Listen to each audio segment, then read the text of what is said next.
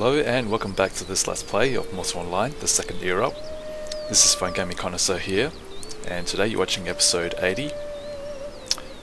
So today I just wanted to do an extra episode on the combat for the new player progression guide. I felt that after the previous episode, after I finished recording that, I felt that there were several things that I suddenly remembered, suddenly just popped into my head, and I felt that those were important things for combat, so I felt that it was probably a good idea for me to do an extra episode to cover those things. So that's what I'm going to be doing today, just talking about some of those things that I didn't cover in the previous episode, but I felt that were important for those of you who are wanting to learn more about combat, especially for those of you who are new. So first things first, I just want to show you some of the skills that I feel would be important to you if you're going to become a combat character. So I guess as I go through some of these skills, I just want you to take note of them, and hopefully you'll consider investing in some of these skills. So right here, endurance has some of the basic skills that would be important to you, and so just have a look at some of these things. Now, of course, passive regeneration is one of them, and also agility here. You have athletics, and this is basically this is the ability to enable you to move faster, I think. And so underneath these, you have sprinting and breathing technique, and foot speed as well. And so after that, I guess you would look into combat, and there's all these different types of combat skills. Now, I'm not into ranged combat, so that's why I don't have archery. But if you're thinking of going to that, then I guess these skills here would be good. These are the weapon skills, so if you're going to go into combat, make sure you pick up one or more of these. Now, swords is probably one of the more common ones, but there are also clubs, axes, polearms, spears, and pole axes, and these are all this is a secondary skill, and so is a spear stance. And of course there's daggers, backstab, and dual strike. And combat techniques, you have defensive stance and aggressive stance. Now these two do different things, so depending on what you want, aggressive stance, I guess, gives you more melee damage, and defensive stance does the opposite. It defends you. It reduces the damage that you take from melee and ranged. So it's probably not too much, and in hindsight, it's probably not all that significant. I mean, considering 0 to 1 damage and 0 to 5% damage taken. So,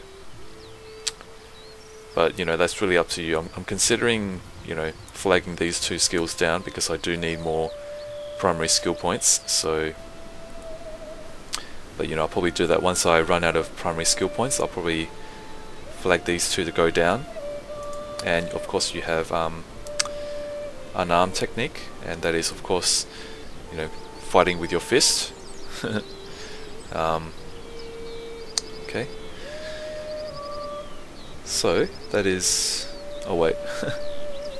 unarmed technique is it converts 5% of your dexterity brawling damage. So the skill to fighting with your fists is actually brawling. My mistake there. And of course underneath you have fist weapons, unarmed technique, and triple strike. So this one, I've lost it. Unarmed technique obviously is a additional skill for you if you're going to brawling. And combat maneuvering, you have now this is quite similar to athletics.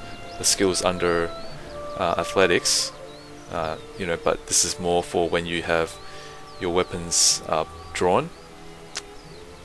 So momentum, yeah, so there's quite a number of skills, and there's blocking here, this is obviously, you know, knock down resistance when blocking, so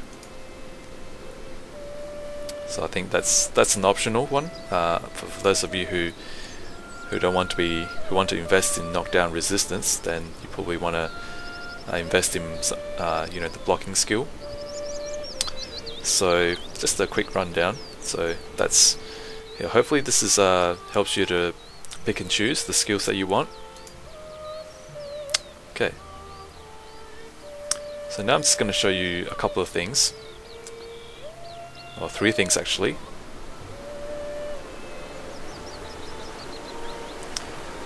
Yeah, there's a few things that I feel that I have not covered in my previous episode, so I'm just going to cover these. So let me just go into the graveyard again.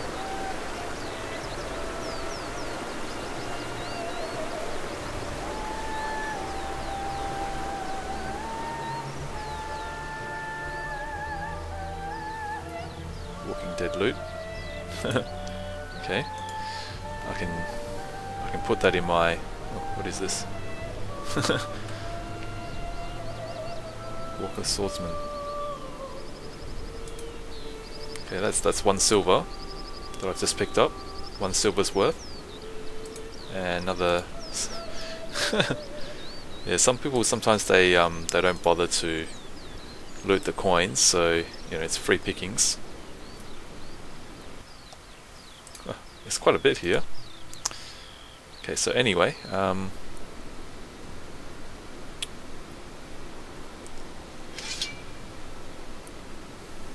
so the first thing that I wanted to show you here is, so obviously you know that in this game there is thievery. So when a thief or somebody comes along and tries to steal from you, you can try and push them. So the way to push is first you hold down block and then you press attack, and there you go. So that's how you push. And of course you know that when you push someone, it will turn them grey, and after that you can attack a grey player. So what happens is that, you know, thieves, when they steal from you, if they are not detected, then they become what is known as hidden criminal. So they will still have a blue flag, and but if you push them, it will turn them grey, and after that you can freely attack them and kill them. And so the other thing, oh,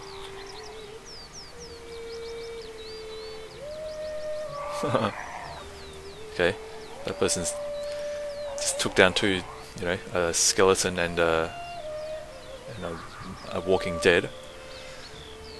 Okay, so another thing is that when you're, let's say you held down an attack, and let's say you're fighting this mob here, but let's say at the last minute a blue player jumps in front of your sword and tries to blue block you. What you can do is you can press block, and that will cancel the attack. So that means you won't have to release your button, because if you release it, then you'll swing your weapon, and that will, you know, turn you grey. But so if you hold down an attack and you want to cancel it, all you have to do is hit block, and then you'll cancel it. Okay.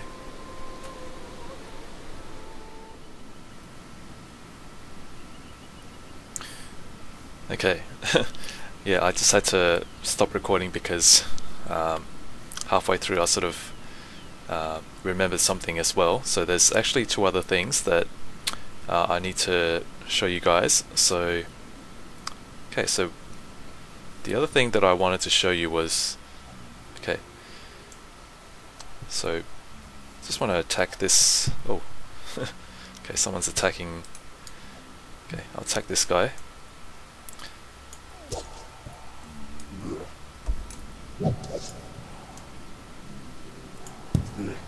Okay, so just now you saw me attack this Walking Dead, and you probably noticed that when I'm at this distance, you know, the weapon hits with the head, as in the strike makes contact with the target with the head. And that is to say my blade. But just now you probably saw that one of my strikes hit with the head, sorry, with the handle. So I'll just show you again. Okay. Yeah, see? So instead of hitting with the head, I was hitting it with the handle, and that's because I was too close to the target. And so that's something that that is in this game, and you will need to be aware. So you know, it's important to position yourself sufficiently away from the target, such that you know, when you swing your weapon, you'll be hitting it with the head rather than the handle. And so when you hit it with the handle, it will do reduced damage. So that's another thing that you need to keep in mind. So it's a good idea to hit it with the with the head and not the handle. And that's really up to you to find out what is the optimal distance. And from what I've experienced, it seems to have something. It seems to be related to you know, your height has a factor in that. So I think the taller you are, then the further away you'll have to be from the target in order to hit it with the head. And conversely, if you're a shorter character, then you will need to be closer to your opponent to hit it with the head. I'm not too sure about that, but from what I've, you know, from my personal experience, that does seem to be the case. So so just keep that in mind. I'm not too sure whether that's actually you know, plays a factor, but you know, it could. So alright, so the other thing that I wanted to show you as well, and this is the final thing, is that you have these quick sidestep movements. So what you do is you double tap the directional keys. So let's say you want to jump forward quickly, then you double tap the W key, and likewise S for jumping back quickly, and left and right. So and you can use that for jumping as well. Let's say if you want to jump from let's say a small, you know, small distance. Let's say you're jumping across a small you know, like a like a gap in the terrain, then you can probably use the double tap the W key to jump across.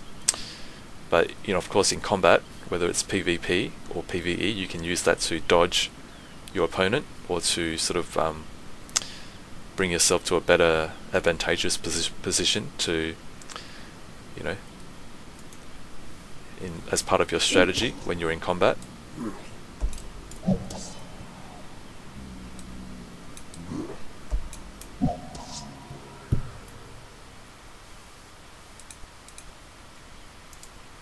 Okay.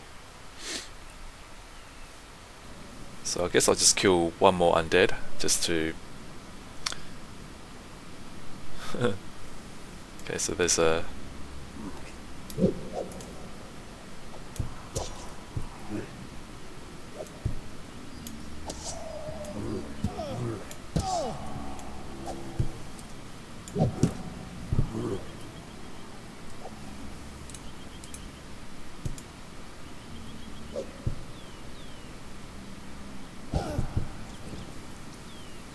okay, so just keeping an eye on that character. If he was low on health, I'll probably jump in and help him, but he seems pretty okay on his own. So okay, so that's hope this has been helpful for you. And so this is the last part of the combat tutorial for my new player progression guide. Now there will be, in future, if I come across anything that I've not covered, then I will cover it in a future video. But for now, this is these are all the tips and advice that I want to give to all new players. And so I hope that this is helpful for you, and I'm sure you can come up with your own strategies and techniques that are outside of the scope of this video. So just let me put my stuff away, and there's a lot of players today. So that's Decrepit. It's Walking Dead. Okay, I need to eat some food as well, but I'll do that once I've finished recording. So thank you for watching this video, and if you enjoyed it, please do hit the like button, and if you have any questions or comments, please leave it in the section below. Please subscribe to my channel, and also please do share this video.